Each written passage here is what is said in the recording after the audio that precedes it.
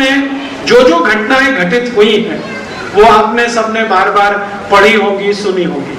उन घटनाओं के बीच में जो अंतर्निहित दृष्टि है वो मैं आपसे रखना चाहता हूं। जितना उनका वनवास का समय है, लगभग 14 साल का, उसमें से शुरू के जो 12 वर्ष हैं, इन 12 वर्षों में उनकी कई राक्षसों के साथ मुठभेड़ होती है। और हम जानते हैं कि उनका जो वन गमन है उसमें एक कारण तो कैकेयी का वचन वरदान के रूप में राजा से लेना, दशरथ से लेना, और दूसरा विश्वामित्र का दशरथ के पास आकर राम को मांगना कि मुझे मेरे यज्ञ की पूर्ति करने के लिए राम का संरक्षण चाहिए। ये दोनों बने हैं निमित्त।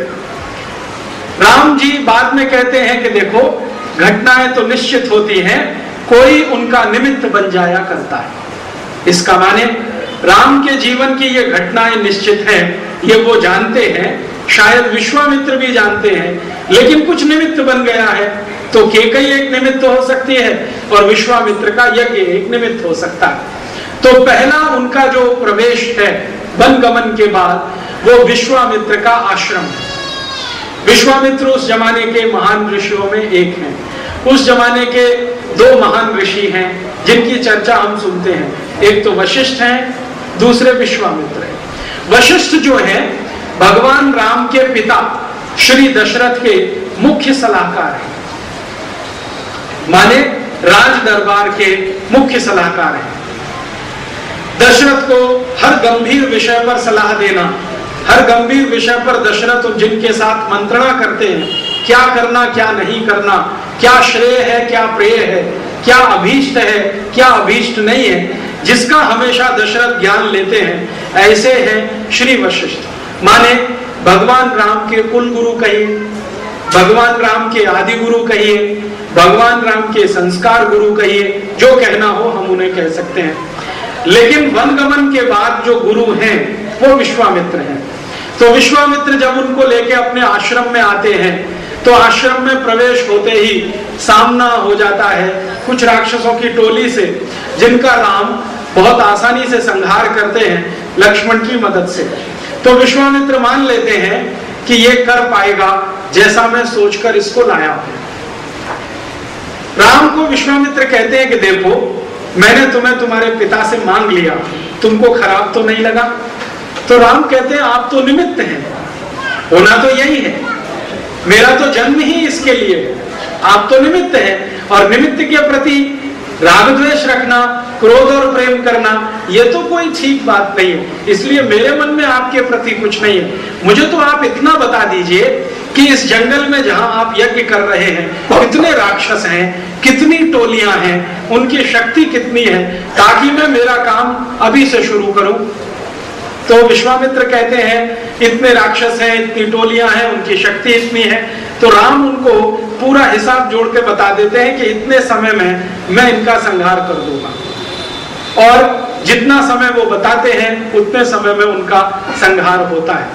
अब संहार होने के बाद जो महत्व की बात है वो समझने की, जंगल जिसमें वो हैं, जहां विश्वामित्र का आश्रम है, वो जंगल छोटे छोटे खंड में बटा हुआ है, छोटे छोटे खंड में।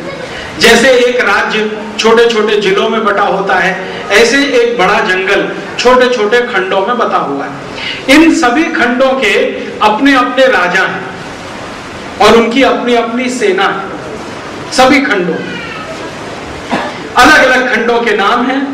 तो सभी खंडों के अपने अपने राजा हैं, उनकी अपनी अपनी सेना है, लेकिन किसी भी राजा की हिम्मत नहीं है राक्षसों से लड़ने की।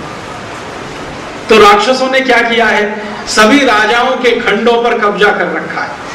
प्रजा को लूटना, उनसे लूट मार करके धन इकट्ठा करना और अपने यहाँ इकट्ठा करके उसका कुछ अंश ऊपर भेजना, जो राक्षसों का कोई और बड़ा सरदार हो, और बाकी अपने लिए रखना, इस तरह की व्यवस्था है। और राजा हर जगह सिकुड़े, संकुचित, सीमित, कमजोर, डरे हुए, भागे हुए ऐसे दिखाई देते हैं।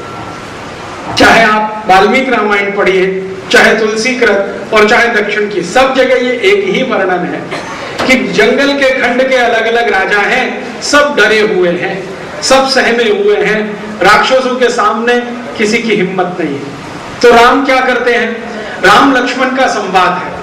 लक्ष्मण राम को पूछते हैं कि भाई आपने तो कर दिया संहार शुरू, और हम चाहेंगे तो थोड़े दिन में ये जंगल राक्षसों से विहीन हो जाएगा, आगे क्या, आगे क्या, आगे क्या ऐसा हम गारंटी दे सकते हैं कि दूसरे राक्षस नहीं आए और इनको फिर परेशान न करें? तो राम कहते हैं गारंटी तो कुछ नहीं, हम अभी संहार करके जाएंगे फिर दोबारा आ जाएंगे। तो लक्ष्मण उनको कहते हैं कि कुछ ऐसी व्यवस्था करो जो परमानेंट हो, हमेशा के लिए कुछ चले, ऐसा कुछ तंत्र बनाओ।